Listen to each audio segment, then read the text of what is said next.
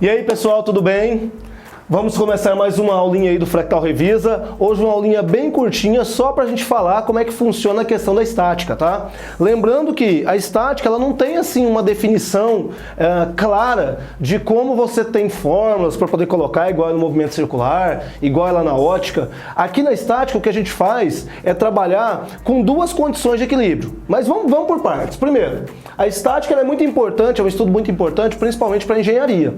Então o pessoal que faz engenharia, ele precisa entender que existem alguns pontos que não podem ser modificados. Ou seja, se eu construo um prédio, tem pontos do prédio que eu não posso fazer com que ela se movimente. Então, essa movimentação que acontece, ela é evitada pelo somatório das forças. Então, a gente vai dizer que para um ponto específico, na estática, a gente vai ter o que a gente chama de estática de ponto material. E a estática de ponto material, ela está relacionada com duas condições básicas. O somatório das forças no eixo X tem que ser igual a zero, e o somatório das forças no eixo Y tem que ser igual a zero. Então, assim, para isso, se eu tenho essas duas condições estabelecidas para um ponto material, vou até escrever aqui, ó, ponto material.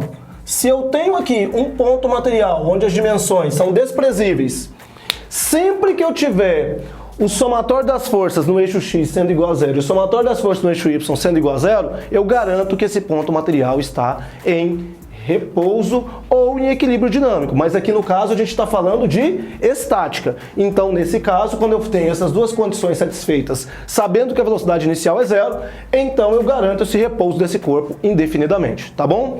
Então, definindo essas duas condições, o que a gente tem é a aplicação disso no nosso cotidiano.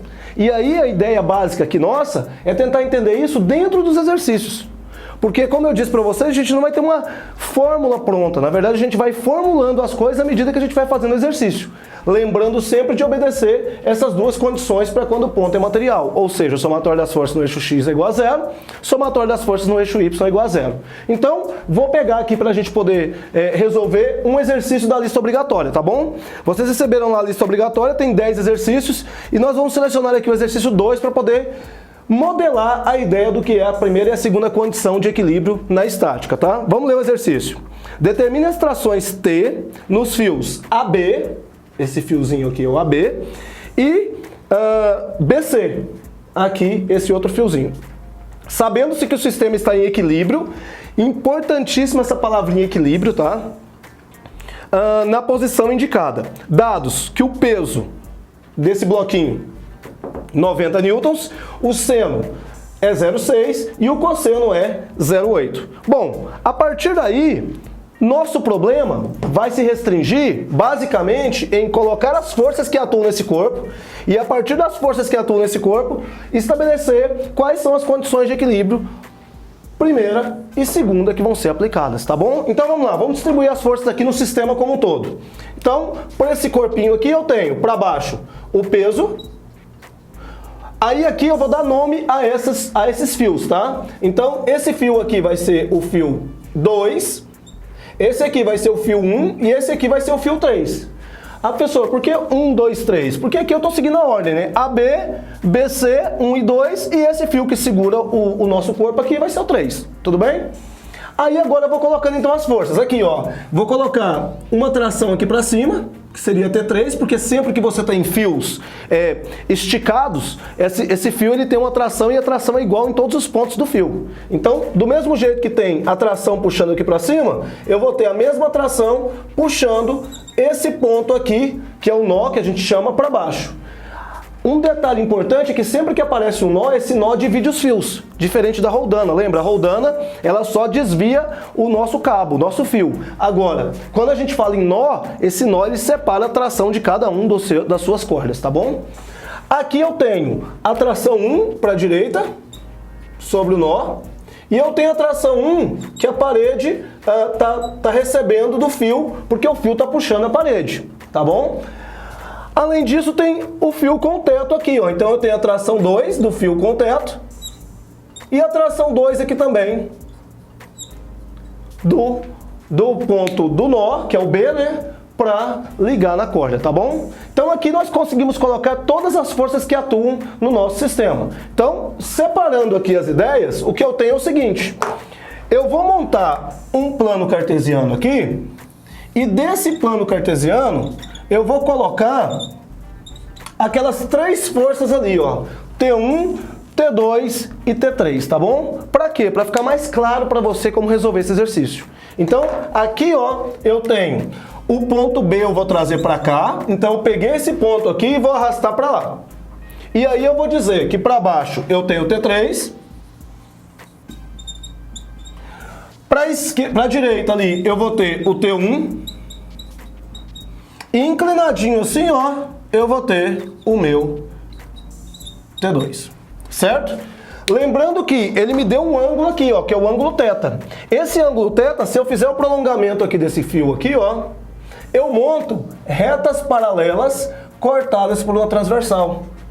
E aí, esse ponto aqui e esse ponto aqui, ó, eles são conhecidos como alternos internos. Então, se esse é θ, esse também é côngruo dele, também vai ser θ. E aí, então, esse ângulo vai cair bem aqui, ó. Professor, por que é tão importante saber a posição do ângulo? A resposta é bem simples. Quando eu tenho a posição do ângulo, eu tenho condições de saber qual que é a definição dele na direção do eixo x e a definição dele com relação ao eixo y. Ou seja, a gente vai decompor esse vetor. A gente vai ter um versor nessa direção e um versor nessa direção, certo? Só que antes disso, vamos dar uma olhada aqui, porque a gente tem um valor já informado, que é o do peso. Esse valor do peso aqui, ó, para que esse bloquinho permaneça estático, vamos separar o bloquinho aqui, ó. Tenho o bloquinho aqui, para baixo eu tenho o peso e para cima eu tenho a tração 3. Para que ele permaneça estático, é necessário que o somatório das forças no eixo y seja igual a 0. E aí, quando isso acontece, seguindo a ordem do plano cartesiano, para cima positivo, para baixo negativo, né? Então vai ficar T3 menos o peso tem que ser igual a 0. Professor, por que menos o peso? Porque ele está no sentido contrário do que a gente adotou como referencial, que é o nosso plano cartesiano. Então, o que vai acontecer é que o T3 vai ser igual ao peso, mas isso já tem valor, 90 newtons. Opa, então já descobri quanto que é a tração no fio 3. Sim, agora com essa informação eu posso voltar aqui para o meu plano cartesiano e fazer a decomposição e depois usar as condições. Então vamos aqui, ó. Primeiro, vou chamar isso aqui, ó, de T2 na direção de x e aqui de T2 na direção de y. E fazer agora a decomposição. Tem uma regrinha que a gente usa que é muito boa, que é o seguinte: sempre que o meu versor aqui, ó, estiver próximo ao ângulo, a gente vai dizer que próximo vai ser o cosseno e separado vai ser o seno. Ah, professor, por que isso? Porque se eu pego esse vetor e coloco aqui, eu fecho um triângulo. E esse triângulo vai ter o cateto oposto sobre a hipotenusa sendo o meu seno de θ. Só que o cateto oposto é o T2, porque eu peguei ele e trouxe para cá. Então o meu T2y vai ser o T2 vezes o seno de θ. E o meu T2x, ele vai ser o cateto adjacente. Então vai ser T2x igual ao T2 vezes o cosseno de θ. Então, quem está junto do ângulo é cosseno, quem está separado é seno, tá bom?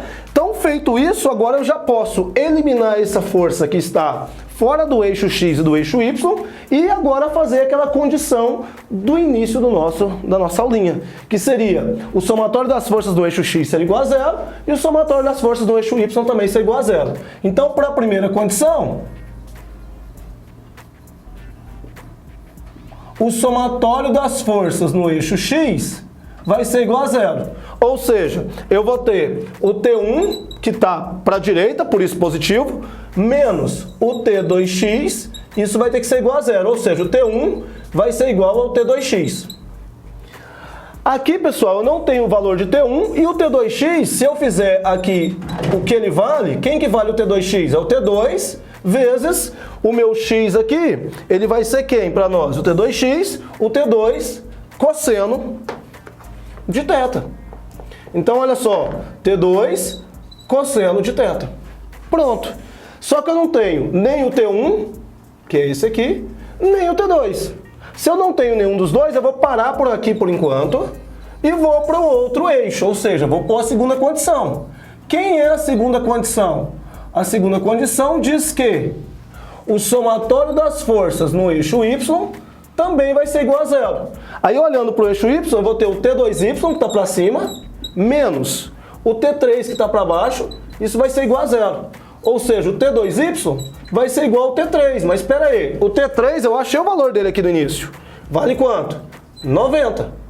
Então agora eu tenho condições de achar quem é o T2, porque o T2Y nada mais é do que o T2 vezes o meu seno de θ.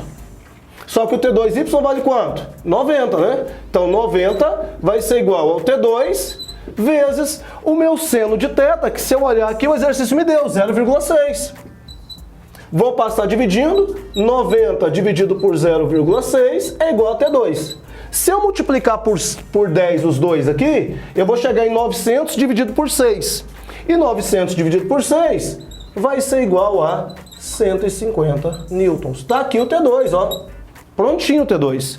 Com o T2 em mãos, agora eu vou atrás do T1. Lembrando que o T2 para nós é a tração do fio BC. Então, esse BC aqui é o mesmo T2, que é o mesmo 150 newtons. Primeira parte do exercício está pronta.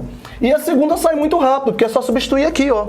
Então, o meu T1 vai ser igual ao meu T2, que é 150, vezes o cosseno do ângulo, que é quanto? 0,8. Então, o meu T1 vai ser quanto? 150 vezes 0,8, que vai ser aqui para nós, 15 vezes 8, 120 newtons. E o T1 para nós é a tração AB. Então aqui vai ser o meu T1, que é igual a 120 newtons. E assim, pessoal, a gente consegue mostrar para vocês que as condições são importantes para viabilizar a resolução do exercício, tá? Então, um pedido que eu vou fazer. Não se esqueçam que nessa parte de estática você não tem uma fórmula definida. Você precisa colocar as forças no seu sistema e depois usar as condições, a primeira condição e a segunda condição. E quase sempre você vai ter que se recair aqui nessa parte aqui, de trazer o ponto onde você tem as forças concentradas para o plano cartesiano para poder montar com mais facilidade as duas condições aqui, tá certo? Então assim, muito cuidado, façam a lista. Em sala a gente conseguiu fazer praticamente todos os exercícios da lista, tá? Praticamente todos os exercícios em todas as salas a gente conseguiu fazer. Um pedido que eu faço, corre atrás de refazer esse exercício o mais rápido possível, sem olhar no que eu fiz e depois compara a resposta, tá? Porque se você não fizer, se você não praticar, você não vai chegar no resultado. Valeu? Muito obrigado e até o próximo Fractal Revisa. Tchau, tchau!